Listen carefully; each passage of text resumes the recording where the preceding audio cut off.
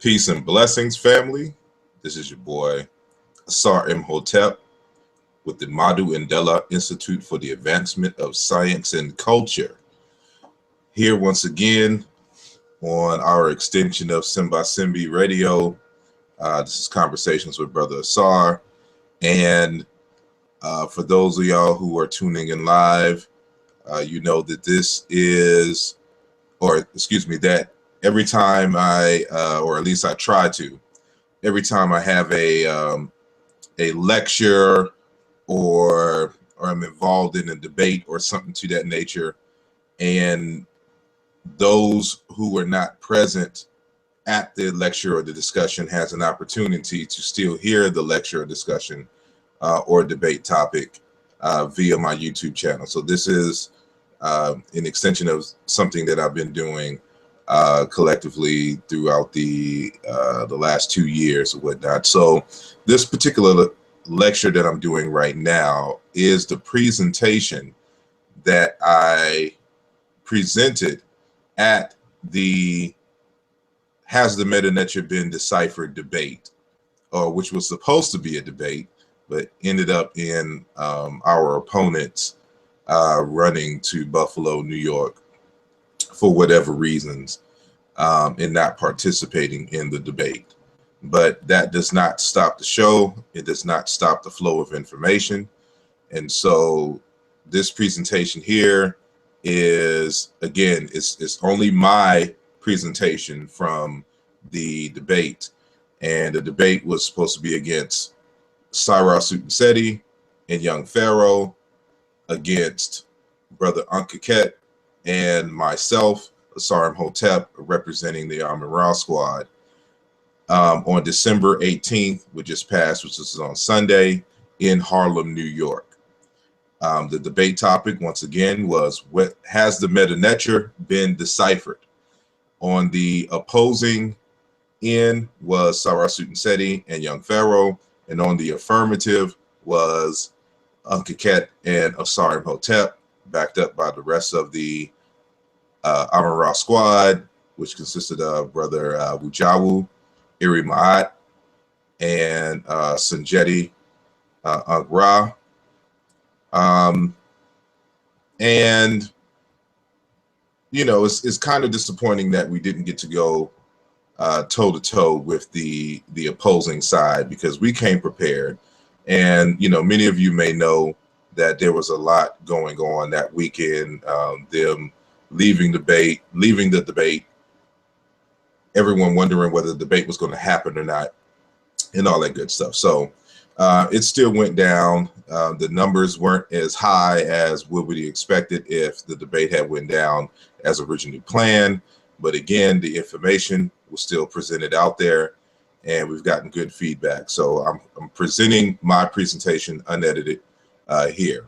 And so there's aspects of this presentation that were not able to be displayed at the debate, because in the middle of my presentation there was a slight technical issue where the screen went black, and so I skipped over a number of slides for the sake of time when we got the computer back working. And so for those who were actually at the debate, there are some slides here that you would not have seen or you did not see as a result of the technical malfunctions at the debate.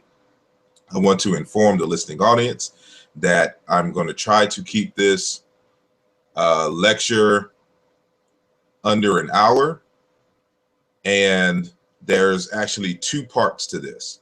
So the video or the live stream in which you're engaged in right now is just going to be me, just the raw information from the presentation. That was originally 30 minutes, but since I have a little bit more time to elaborate on certain slides, I will, which is why I'm going to try to keep it under an hour for those who just want the information and not the other commentary and conversation. This lecture will be followed by a conversation with some of the people who were there in Amara Squad, and I will be taking questions and answers directly from you.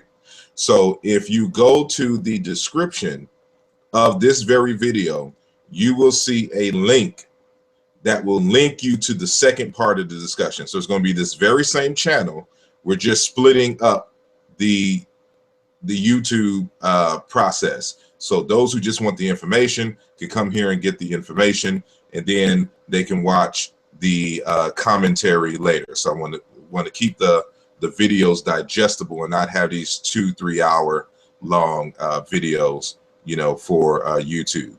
So again, this is the first part, which is just me presenting the information from the conference, from the debate.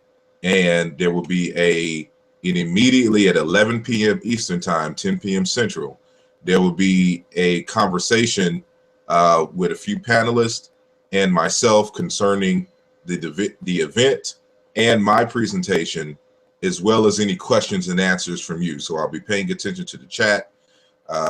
You know, you can hit me up on my Facebook if you know me on Facebook and ask your questions regarding the presentation. So without further ado, I'm just going to get straight into it. So I'm going to turn this off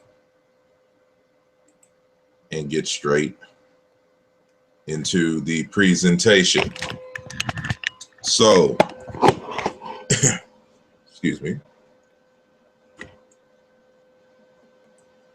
The title of my presentation at the Has the Meta Netcher Been Deciphered conference is called Demonstration Beats Conversation. Yes, the Meta Netcher has been deciphered. We're always involved in these discussions, and you have a lot of people with opinions, but I'm a scientist, a computer scientist specifically. And in our realm, demonstration beats conversation. It's about what you can demonstrate, not what you can hypothesize. And so you will hear a lot of rhetoric, a lot of guessing, and a lot of pseudo theory coming from the other side regarding the Meta Netcher. But they can never go through a step-by-step process in determining whether the Meta Netcher has been deciphered. So to my knowledge, Brother Sarah Sutton-Seti and Young Pharaoh have released their video. We've seen it already as it was going live, but their video concerning what they would have presented to the debate had they showed up. And all I can say is that I'm highly disappointed, and I can see why they did not show up to the debate, because they would have gotten that work, to put it bluntly. And so once again, demonstration beats conversation, and we will see this all throughout our discussion. So one of the primary questions that was asked of me when I was telling a few colleagues that I was considering entering this debate on such a trivial question or topic of has the Meta Netcher, or the ancient Egyptian hieroglyphic writing script, been deciphered? And what you see on the screens are the looks that I received from the colleagues when I was giving them the details, you know, of this event. And at first I wasn't going to take it. I was just going to let them, you know, drown in their own ignorance and misery. But a little later, I was flipping through my YouTube channel, not YouTube, my Facebook page on the timeline, and someone had reshared a lecture done by Dr. Neil deGrasse Tyson, who is the individual shown on the slide currently. He is an astrophysicist, and the lecture that he was doing, I've seen this lecture before, but you know, the ancestors have a way of putting information in front of you at just the right time. And so when I decided to take a look at the YouTube video, which I won't show here, but in this YouTube video, Dr. Neil deGrasse Tyson was talking about the value of science, and how when a country loses its fascination with science, how it can bring itself back into dark ages. And the example that he gave was Baghdad in the years between the years 800 and 1100 AD. Now, for those who don't know, that during this time period, Islam, the religion of Islam, and the practitioners of Islam, especially in Baghdad around this time, Baghdad was the center of intellectual progress in science during this 300-year period. And of course, these individuals were Muslims. They had made serious advances in engineering, biology, technology, mathematics, navigation, and a plurality of different scientific subjects. And everything was going fine and dandy until an individual by the name of Abu Hamid Muhammad ibn Muhammad al-Ghazali came onto the scene. Now, this individual who is depicted on the left was a Muslim theologian who was a jurist, a philosopher, and a mystic. Some people considered him to be the Mujaddid, or the renewer of the faith, and we'll get to why in a second. At this particular time, the reason why the Greeks, the Muslim world, especially in Baghdad at this time, was thriving in science is because they were building on a legacy that was initiated by the ancient Egyptians, which was carried on by the Greeks and the Romans. And these Muslims were translating a lot of these Greek and Roman texts into Arabic or Arabic. And as a result of that, they begin to flourish and to add on into the realms of these various sciences in which I mentioned earlier. As a result, we get things like algebra.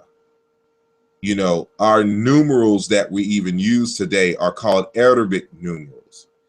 In astronomy, many of the stars were mapped and named using names of the Arabic language. This is because when you first discover or pioneer something, you have what we call naming rights. And so they had the naming rights. So a lot of our stars are named using Arabic words. And so as a result of this process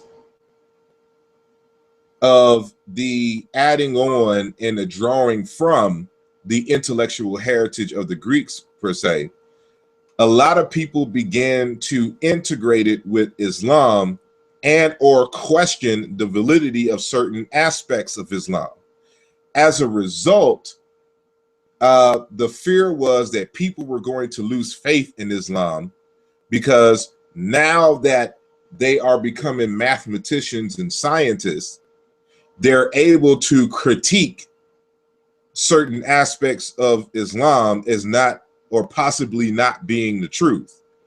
And as a result of that, this is where Abu Hamid Muhammad comes in, because now he's telling individuals that mathematics is the work of the devil, and that science should be left over there, but Islam ultimately is the truth.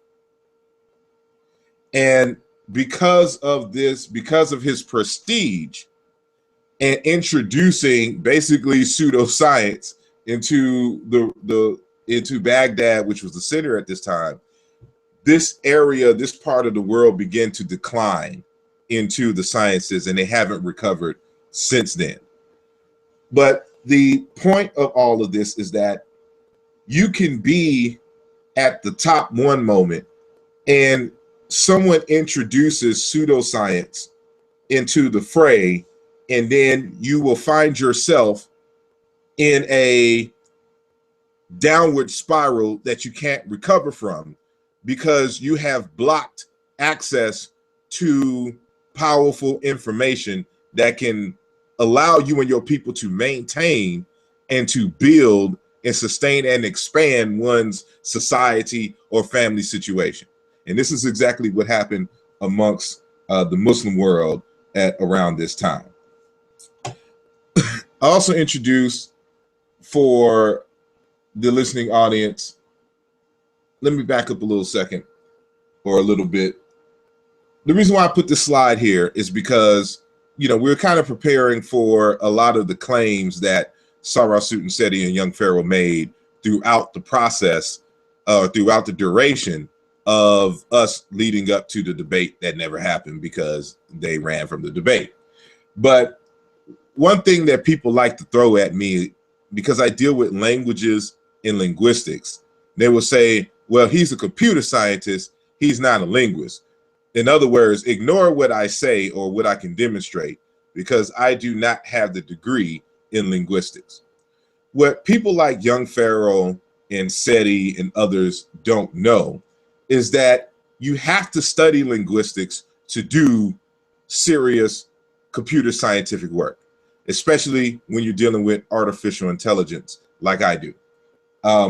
And, you know, this is just taken from the wiki site dealing with cognitive science.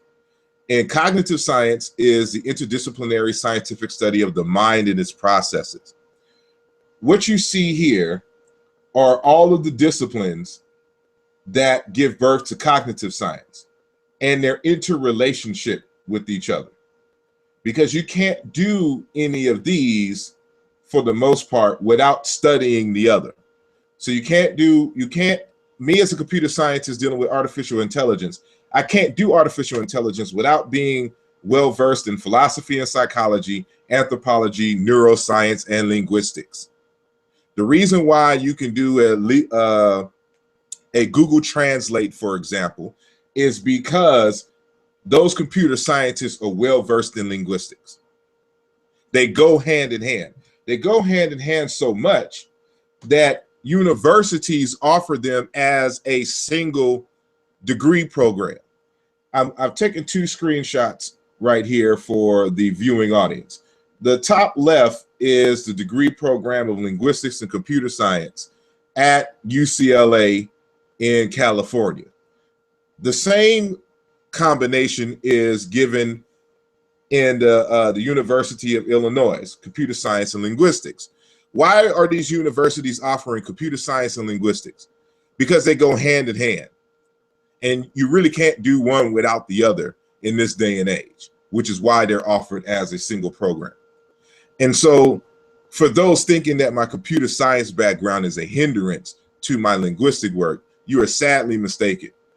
It enhances my ability and study in linguistics. And we'll see why in just a moment.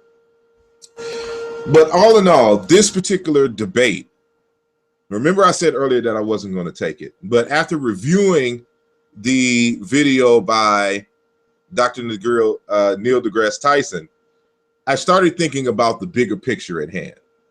And that's how ignorance keeps people in the dark ages.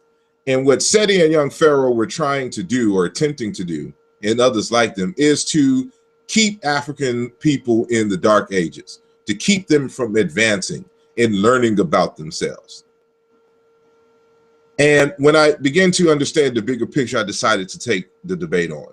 And it also renewed my interest in what is called agnotology.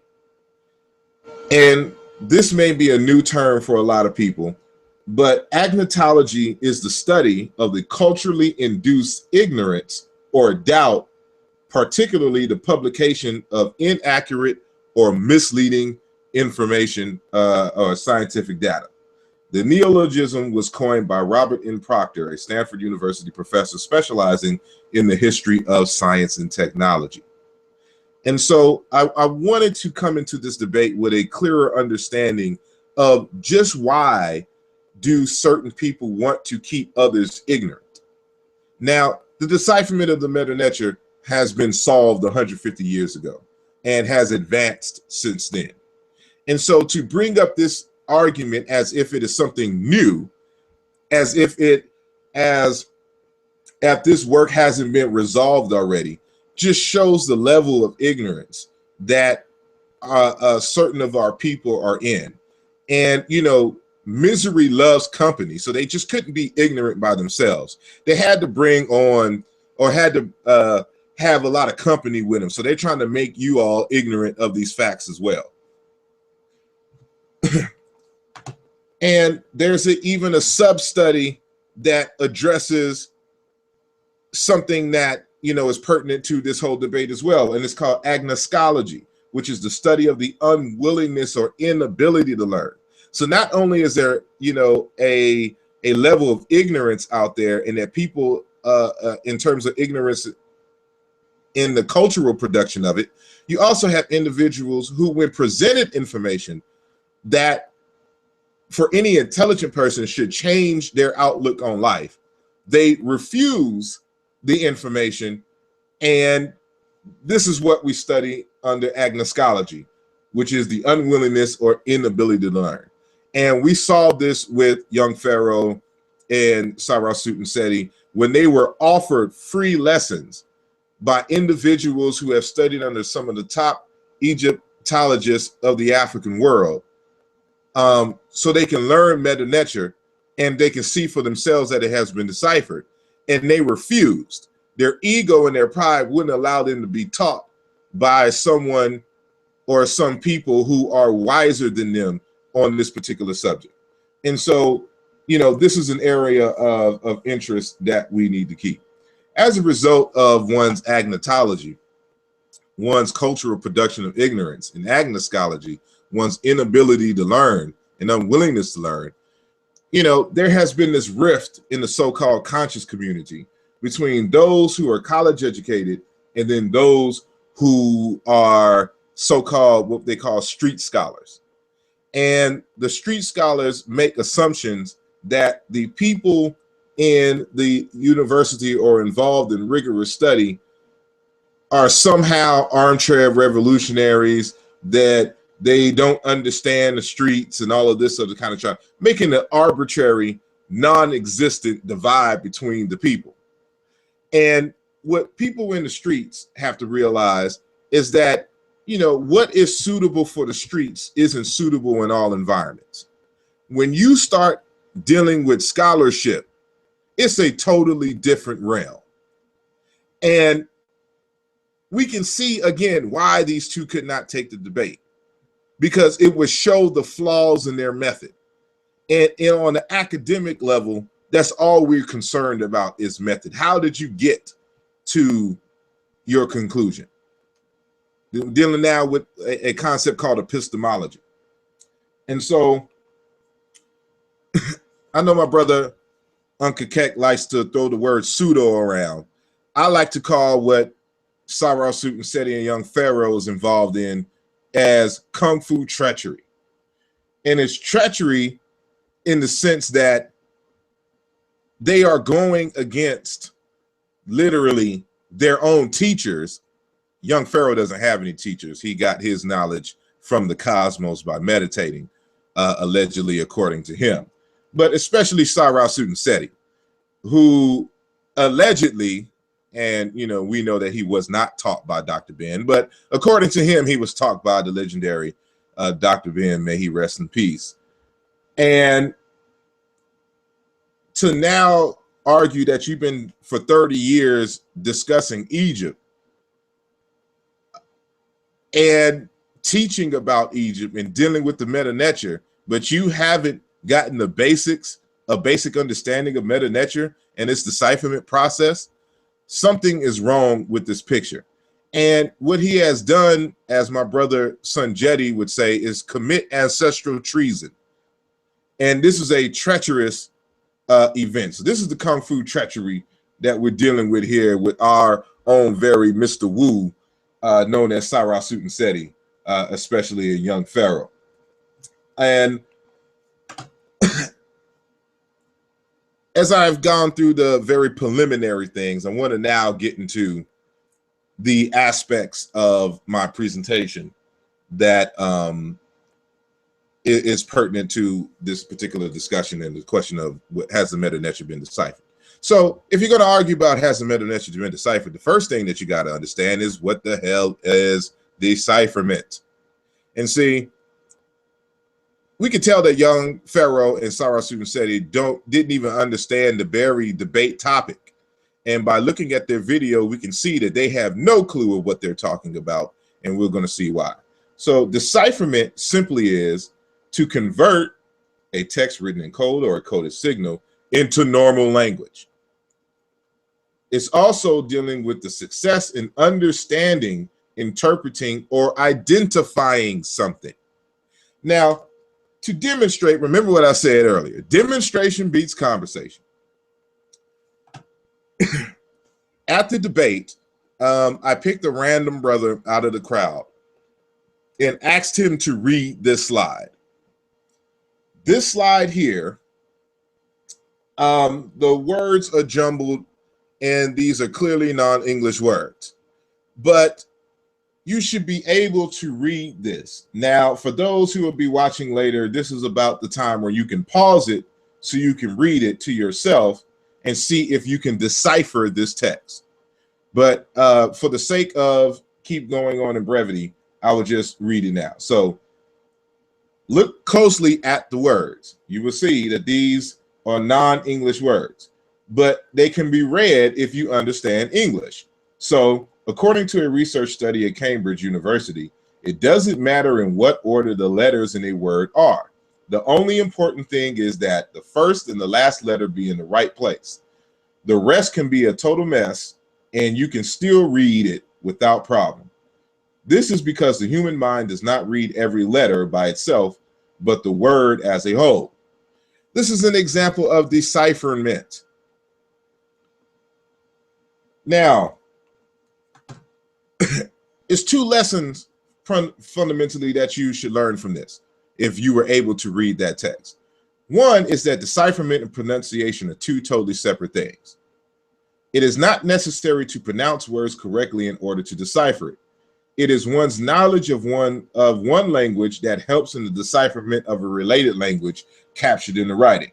So let's go back to that slide. If I try to, I'll just try to read the first line. If I try to pronounce this, El Coordinig to a Visich Sediti at Kama Bridge, you would know these as non-English words.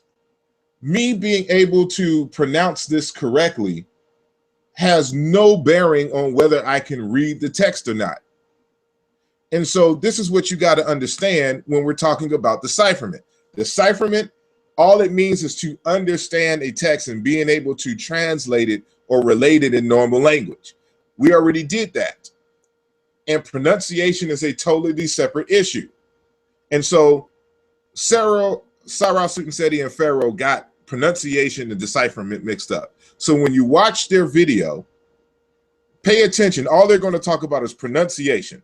No Egyptologist argues that you can pronunciate ancient Egyptian words. But everyone agrees that it has been deciphered, which makes this debate ultimately a silly debate.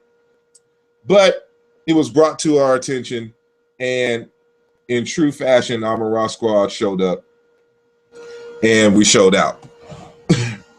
On this next leg, I wanted to address another issue. They tried to say that all we get our information from is from Europeans on the decipherment. They have no clue that there are Africans who wake up in the morning dealing with the ancient Egyptian text, verifying it and correcting where Europeans may have gone wrong in decipherment, translation, and or pronunciation.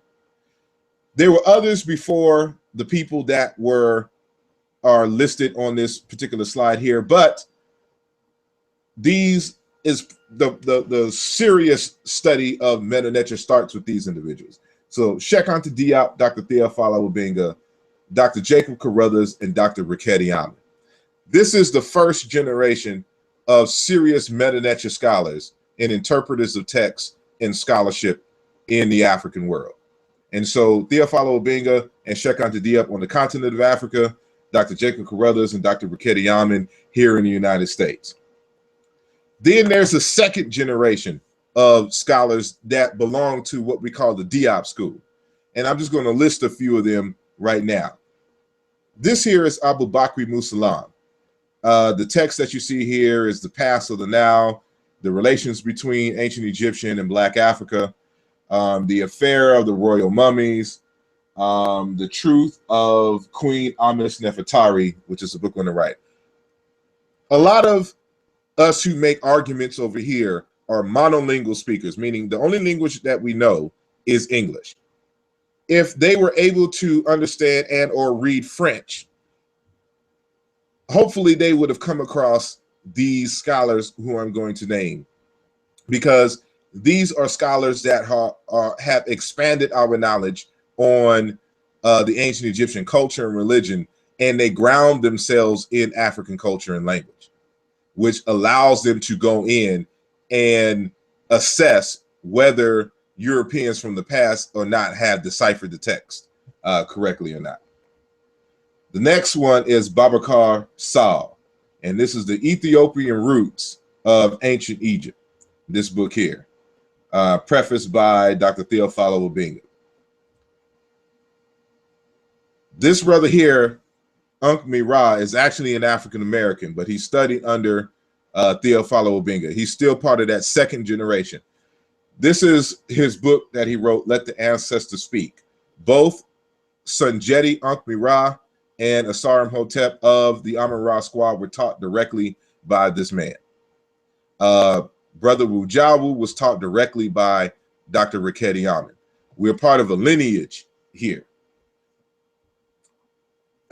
This is another one of the second generation, and this is another one of my personal teachers. And this is Dr. Mubabinge Bololo out of the Congo, who's an actual prince of a royal lineage of Congo, whose ancestors claim that they come from the Nile Valley.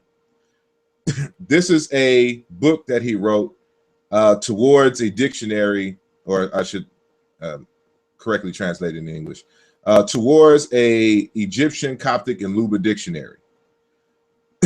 And this is to answer the notion that there's no Africans, one, dealing with the script, and he has other works that just strictly deal with the scripts and its pronunciation, but more so specifically that there's no Africans dealing with the vocabulary or whatnot, and we have entire dictionaries, and this is only a portion of a larger dictionary that he's working on.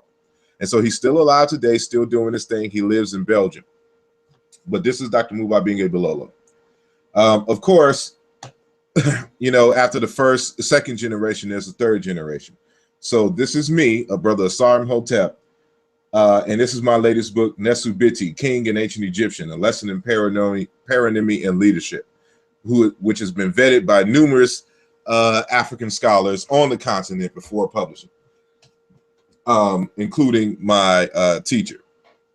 This is another part of the third generation. This is brother Jean-Claude Mboli of the Diop School, who has written a book, The Origin of African Languages in French, where he has reconstructed Negro Egyptian, which was first proposed by Theophilo Obenga in his 1993 work.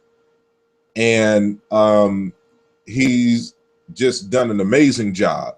And if you haven't had a chance to review the interviews that I've done with him on my channel, I encourage you all to, to listen to this brother and to take notes on the Egyptian language and its relationship to other Black African languages.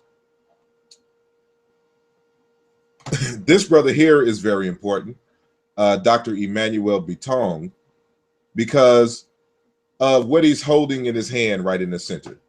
In the center here is Dr. Bitong in the all white. This is after him defending his PhD dissertation. And he's out of Cameroon. And I bring him up on this slide because there are individuals claiming that, these so-called esoteric aspects are absent from our discussions on Medu Netcher and from the public at large, which is a bunch of BS. And this brother's entire dissertation is about basically the esoteric aspects of the Medu Netcher writing script. And so, in short, the thesis is an attempt to define the emergence and development of the ancient Egyptian hieroglyphic writing in an African context, specifically comparing the development of writing and its use to that of the Bassa in Cameroon. The Bassa are another group of people whose oral tradition claims that they come from ancient Egypt. They're a Bantu-speaking group that lives in Cameroon. Another topic for another day. I'll just read the dissertation topic. I'm not sure if y'all can read it, if y'all can read French or whatnot, but it says the generation and elaboration of writing and its basically illumination of the concepts and experience of two African peoples. The case of the Medu Netcher of the ancient Egyptians and of Bibanga of the Bassa of Cameroon. So the whole script, the whole topic is dealing with the ancient Egyptian writing script and its development. So he says specifically, the thesis focuses on the development of the hieroglyphics, a semiotic script that acts as an interpreter for divine words accessed in dreams and in divination oracular ceremonies. From this early usage, the science-related use to write the everyday language, but retain within their form a semiotic function, in particular in relation to the determinatives, which are not an element of phonetic languages. Central to the thesis is the idea that language emerged as a sacred form of communication and not as a way of organizing the administration, as is often argued for early language development in ancient Egypt. If you don't read French, if you only speak English, you will not come across these texts. You need to know about these African scholars who are making major strides in Egyptology.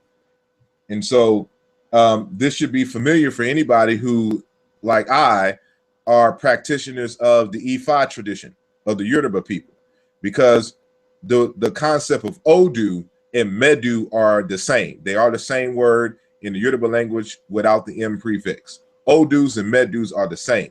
And so the signs and symbols that were dropped for the Medu or the Odu is what became the ancient Egyptian language. But that's another topic for another day. This one is important here because, again, they want to say that we get all our information from Europeans, and that no information came from the Africans, especially the ancient Egyptians. Well, that's a bunch of BS as well. This individual here, Dr. Kipkoech Sambu, has written two texts. One is called The Missouri Legend Explored, and the other, can I think of it, is The Collagen People's Egypt Origin Legend Revisited, was Isis Assis. Dr. Kipkoech Sambu, got his degree in Egyptology in South Africa, and is especially as a Coptologist. But more importantly, he's of the Collagen people of East Africa who live in Sudan, parts of the Congo, Kenya, Tanzania, and Uganda. Their oral tradition argues that they came from ancient Egypt, and due to wars and things of that nature during the time of the Greeks, it forced them to migrate through the Sudan and now into their current places, which I mentioned earlier. And so here's just another picture of the Collagen people of Kenya, more specifically. This is a photo on the left-hand side of a Nandi warrior, and the Nandi are a subgroup of the Collagen. The Collagen is a new name for these people here. And so you can see these correspondences even, today. Like this image on the left comes from a book, The Nandi, Their Language and Folklore. You can still see the same hairstyles that they wore in ancient Egypt. The Collagen was a warrior class, and the warrior classes came from nomadic pastoralists. These groups are nomadic pastoralists. This is even though this aren't the Collagen, this is from Cushitic speakers, the Tutsis. You can still see amongst these groups the same headgear. So when you see these ancient Egyptians with the so-called Nimis crown, it's not a crown, it's just a head cloth. And so this is how they stylistically, if you can see the arrow on the screen, when they carve it in stone or wood. But I'm showing you these slides because I want y'all to understand that a lot of these groups migrated and or are simply related to people in South and Central Africa. And so this is the results of a genetic study done and assessed by the genetic or DNA tribes, company. And what they've shown here is that, and this is after the analysis of the Armana mummies, which is Akhenaten and his family or whatnot, King Tut and things of that nature, and showing who they genetically are related to. And so you can see over here, there's a small population in Cameroon. Remember that we argued that the Bassa come from Cameroon?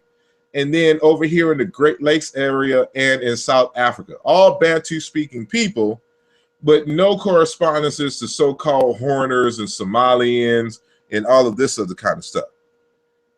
And so this is part of the reason why we study these particular languages and people. So I'm gonna try to keep this moving. They argue that they come from a place called To, which is Jedu in the ancient Egyptian. This was a place up in Upper Egypt near the Delta area. This is where they say they come from. Their original name was Sepi. This is how you would pronounce it or this is how it is written in the ancient Egyptian language. You notice that they have the shield and the bows and arrows, or at least the arrows here as the determinative. This lets you know, this is one of those keys that lets you know what the word is pertaining to. And so the collagen is still known, especially near around Mount Elgin, that they're called Sabini, Sapini, Sabaut, or Sebai. And so in collagen language, just like in ancient Egyptian, P's and B's, the voiceless and voice bilabial plosives, interchange with each other. So the same root, the same word could be Sapai in one dialect and Sabai in another. And this is how it is pronounced. These are, ancient Egyptians. And so why is this important? So if the issue is pronunciation, then, we can still go to some of the living ancient Egyptians and find out some of the pronunciations of the words. So Cyrus Seti loves to throw around Khnum. But we wonder, if the Medu Netcher hadn't been deciphered, how do you know that the deity is named Khnum? Where did you get that pronunciation from? Where did you get that idea from? And so if we wanted to verify that Khnum is properly deciphered, we can go to the collagen language. And so for those who are not familiar with Khnum, to the left is a picture of this deity, which is a ram-headed deity with a human body or whatnot.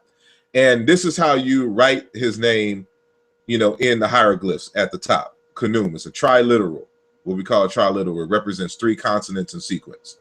And so he was originally the god of the source of the Nile River, creator of the bodies of human children, which he made at his potter's wheel from clay. So Khnum is the god of the potter's wheel. The word Khnum also, outside of the deity, simply means to join, to unite with, to build, or to construct.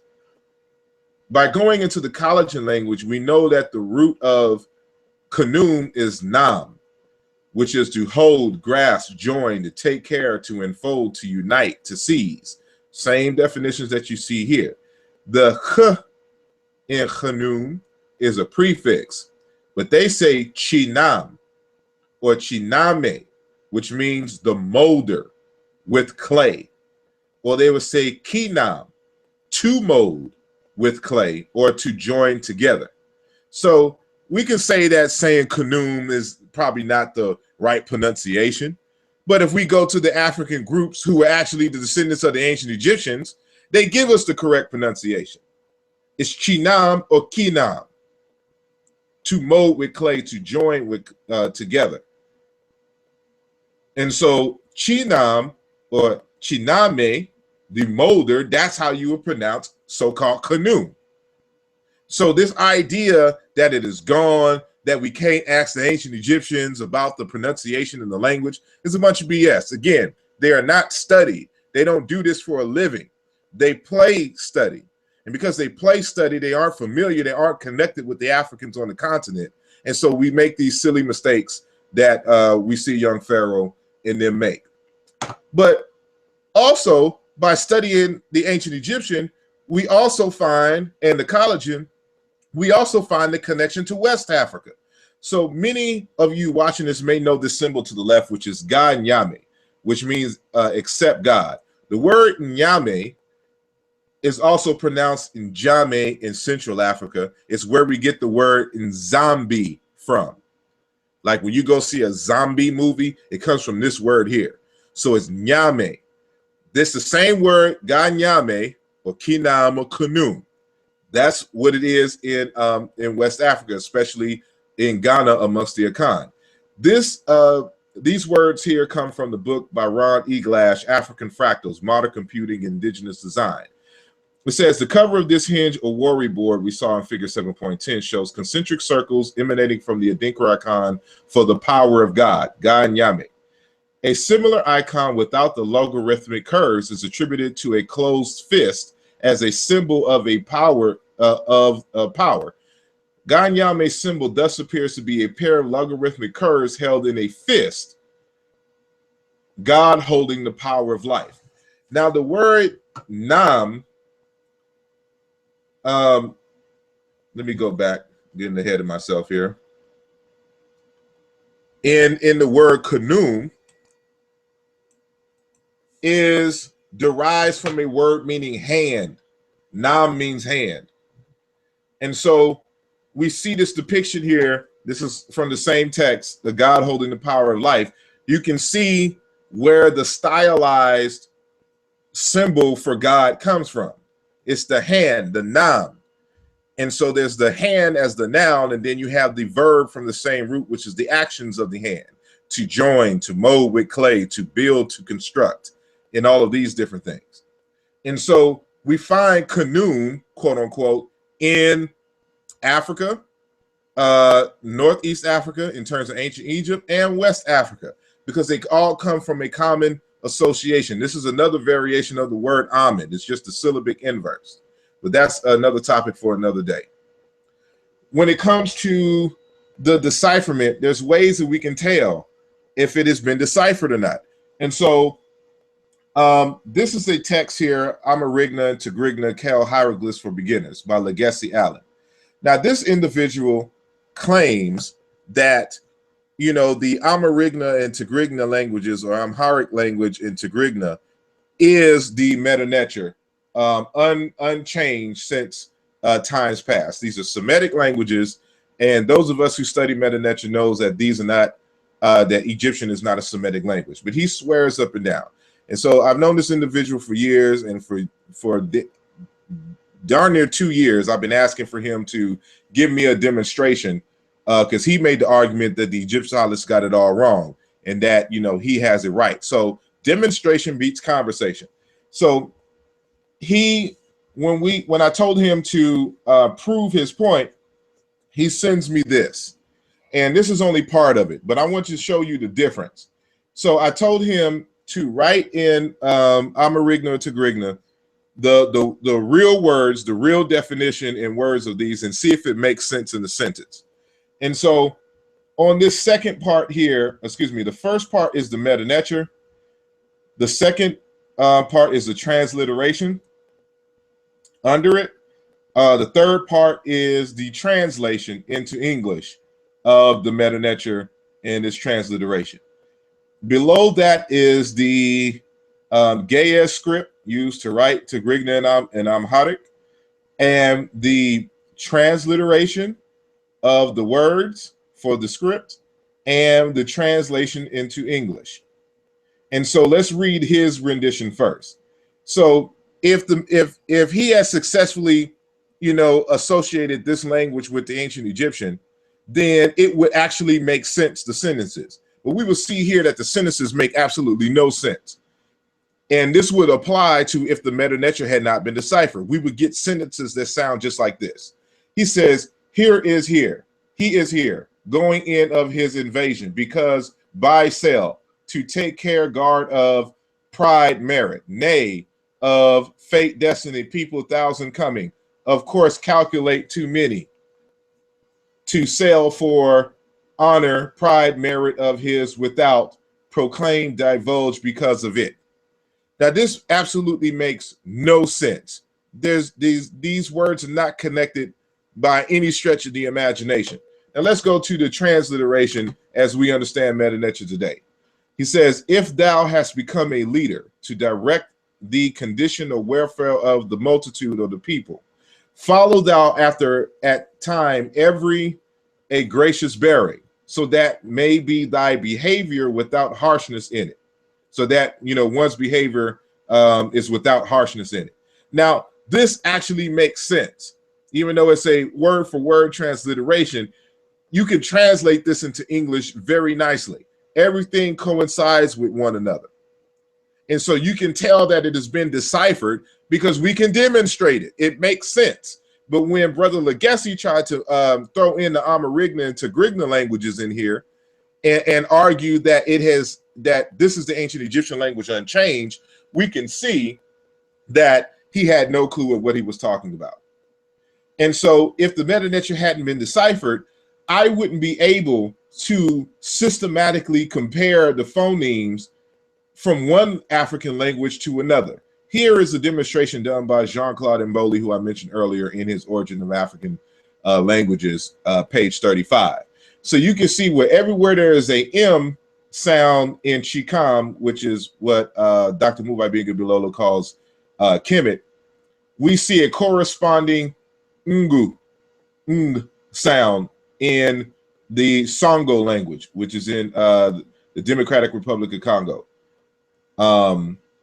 And so for water, you know, say mu, but they say ingu, water. Mu, mother, ngo, pregnancy, semantic shift. Imu, boat, ingo, boat. You know, this we say ma'at, but it's really merik, but this is Ngala, temple. Ham, to know. Hinga, to know. Everywhere you see consistently, there's an M here, there's an NG here. And so this proves without a shadow of a doubt that Chikam has been deciphered, because we would not mathematically be able to do this. Here's some other examples of this. I'll just leave this up for a second so you can pause and look at it yourself. And so this was the end of my presentation, you know, at the debate. And so what we have here is just some excerpts from the Declarations of Innocence, chapter 125, plate 31 from the Papyrus of Ani, or what is properly called the Ro Nu Pert Im Heru, the words for coming forth in today. And so there's a reason why young Pharaoh and Seti and them ran from the debate, because when you have to deal with the deciphering of the Meta Netcher and you claim to be practitioners of the tradition, then you have to adhere by the rules and regulations and the mandates of the tradition. And so this scene of the Pertim Heru comes from the judgment scene. And the person Ani is declaring their innocence of wrongdoing in their life. And so here we see in the hieroglyphs, not curse I. Not curse I have not cursed. Not loud voice I. Not loud voice my. Or not, my voice was not loud. Not this hieroglyph here. Hot I. Not hot I. Not have I been hot tempered. This is important. I have not cursed. I have not been loud. I have not been hot-tempered. We can see by the character of Sarasut and Seti and young Pharaoh that they don't adhere and they don't know anything about ancient Egyptian culture and belief. Because every single video that you see them do, they are cursing, being very loud and hot-tempered. Every last one of them. There's not one without exception. And so if they was actually able to read the Meta Netcher and they claim to be followers of ancient Egypt, then they would have to adhere to these things, which they don't.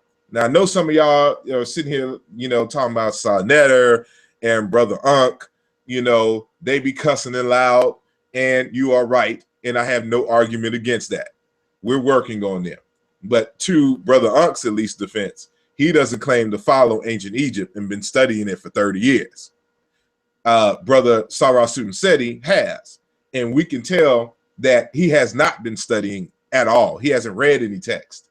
And if he read this and internalized this, he would know that this is not the kind of behavior that you are supposed to exhibit amongst your brethren. And so the ancient Egyptians knew something that, a lot of us appear not to understand, and that is the loudest one in the room is the weakest one in the room. And you don't show your weakness by being loud and flashy and cussing all the time. Your strength is in your silence. And this is an example here of the kinds of declaration of innocence that you can even find in West Africa. And so I'll just leave that up there for the people to read on their own. So you can pause it and read it, and you can see the correspondence between this particular story here out of the PhD dissertation of Dr. Kaikosa Kajangu called Beyond the Colonial Gaze and the Papyrus of Ani. So I'm just going to move on. Now, I ended with this clip here, and this is a Facebook meme that says, "Be careful with each other so you can be dangerous together." Now, if you see in the photo here, this is an old photo during the time of the Civil Rights Movement and integration, and these young students are trying to get into a school that has just been recently integrated. And so there's a mob of European folks over here trying to block their entrance into the school. And so, this is why in the face of one's enemy, you don't have time to have bad, inharmonious relationships with your brothers and sisters. And so this is why this is important. But now I'm about to answer the question, well, what is the meta Netcher good for? Again, the ancient Egyptians were concerned with good, harmonious human relations. And they understood something that a lot of us don't. And that is, in order to have a successful economy, you have to have good relations with the people. And you can't have good relations with each other if you don't know how to speak to one another. You have to be able to speak in sweet and good terms with each other in order for you to do basic business. And so the reason why I say business is because let's pay attention to this word careful here, because the word business comes from an Indo-European root besiege, meaning to be careful, anxious, busy, occupied, diligent. Why must one be careful, be full of care? Because the first order of business is taking care of people. If you don't have a relationship with the people, if you can't take care of them, you can't do business. And if you're constantly cursing and being loud and rude and disrespectful to the people, then they won't do business with you. And we can tell by the way that they flopped out of the debate that these individuals, Cyrus and Seti and Young Pharaoh, have no idea of what it means to conduct good business. Why? Because they don't have good character. They don't have good intentions. And so what we saw with Pharaoh and Cyrus and Seti is what to be expected from people who claim that they've studied ancient Egypt but haven't read any of their texts, because to them it hasn't been deciphered. And so the late Dr. Amos Wilson tells us the importance of business and human relations when it comes to business. And his work, The Falsification of African Consciousness, Eurocentric History, Psychiatry, and the Politics of White Supremacy. I won't read all of this. You can pause it so you can read it full in yourself, but I'll just read the highlighted. So ultimately, when we study an economic system, we recognize that an economic system at its base refers to the nature of the relationship between people. It's the systematic way people choose to relate to one another that makes an economic system, not money. When we lack a systematic way of relating to each other, then we can have money and still be poor, have money and be robbed, which is what we are.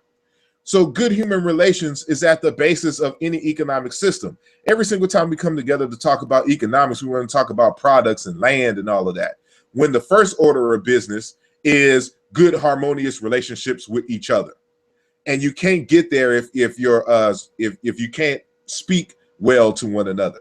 That's why in war, the opposing armies are always trying to destroy the other army's communication systems, because if you can't communicate, you can't call for reinforcements, you can't organize to defeat your enemy. So communications is the first order of business to destroy in war. And so everybody claim that we are at war but don't know the first business of war. And so it's to have good harmonious human relations by having good speech. And so he continues, in other words, that people must trust, be reliable, be dependable, have respect for each other if they are to develop a viable economic system.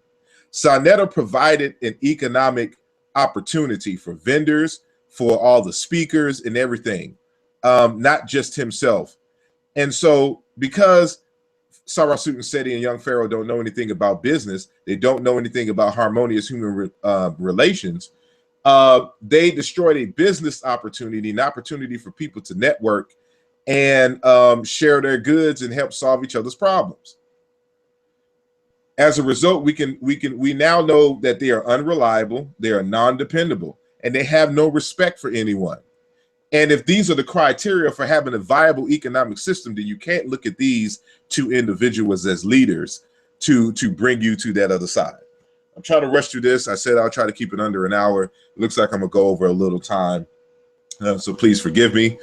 For those who just joined us, we are going to have a second part to this discussion. It's going to be on the same channel, but it's going. I'm gonna cut this one off, and then we're going to start the next discussion at the link that is in the description. So if you're in the chat room, if you're viewing live, the link to the second part of the discussion, which will be a panel discussion, is there. So when it's all over, just click that link, that YouTube link in there, and it'll take you directly to the next page. I'm going to transition from here and then go on there, and then we'll bring in our other guest or whatnot. So this was my bonus set of slides. So I've ended my presentation from the actual debate. And these are just my additional slides to answer some other questions. So I'll go through these quickly. Sarasut Seti and young Pharaoh, again, made the claim that, you know, there's nobody dealing with the Medu Netcher and its decipherment from the African continent. And that's a bunch of BS. I mentioned Dr. Mubabenge Bilolo earlier. There's also Dr. Alan Atzelin. And there's also your boy here, Asar Imhotep.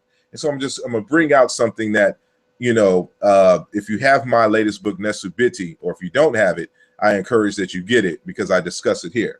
And so in this particular article, they're talking about long distance trade between ancient Egypt and inner Africa and other far flung places. But it says, if this was the case, we entertain the possibility that at least some of their goods may have come from even farther afield within Africa, from the area of modern Somalia or further inland in more tropical areas, as well as further south along the East African coast, from the southern Arabia Peninsula across the Red Sea, or possibly even from India.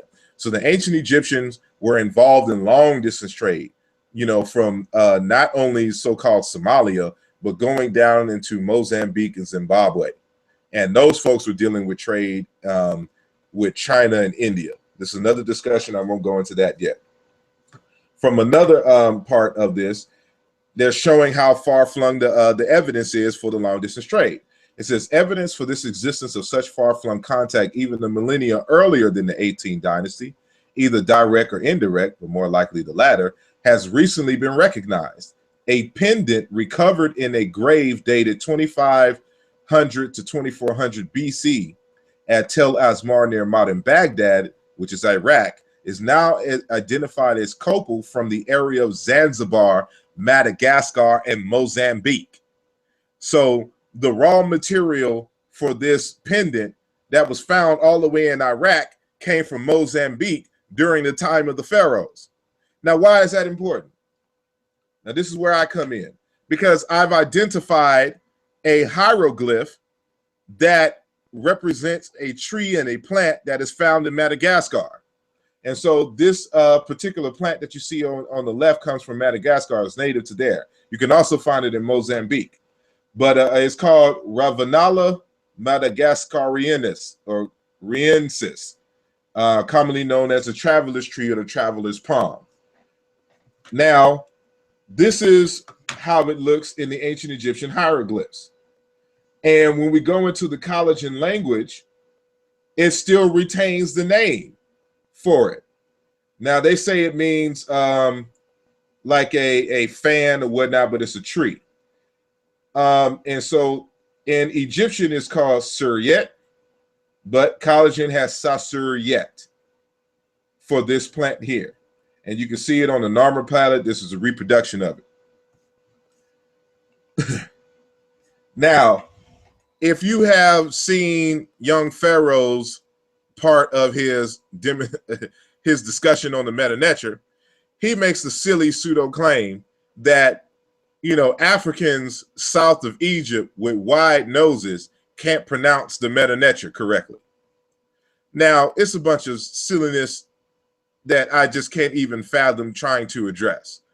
But I wanted to show this here. On the left-hand side are two hieroglyphs with the Gardner code D2 and D2A. It has the consonant cluster HR for face and sight is the definition of this hieroglyph. Now, if you look at the hieroglyph, and below it is just some African cognates and some aren't cognates. Some are just to show the semantics of the face and sight or face and eye that we find in ancient Egypt. That's another discussion for another time. But notice the photo of Barack Obama on the right. Now, it looks very similar to the hieroglyph. Now, for those who don't know, Barack Obama, his father is of Luo tradition, Luo descent in Kenya. And while he was visiting Egypt at the tomb of Kar in Cairo and the Delta area, Obama looked at the hieroglyph and said, "That looks like me. Look at those ears." Now you can go to YouTube and search for Barack Obama in Egypt, and you'll see him say that. Now, but I'm not worried about his ears, although you can see the resemblance in the ears. But look at the nose.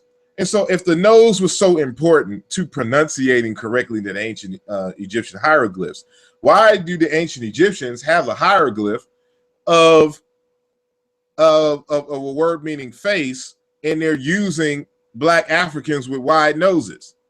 Obviously, the ancient Egyptians had wide noses to pronounce the ancient their language. So it's just silly what we're talking about. And just in case somebody thinks that, you know, that's just a drawing, it's not the hieroglyph. This is the actual hieroglyph of the picture which we saw, you know, previously, the D2 that we see here now. So going back, this is the actual hieroglyph. You find this in the Hatshepsut Temple relief in Deir al-Bahari in Theban necropolis in Egypt.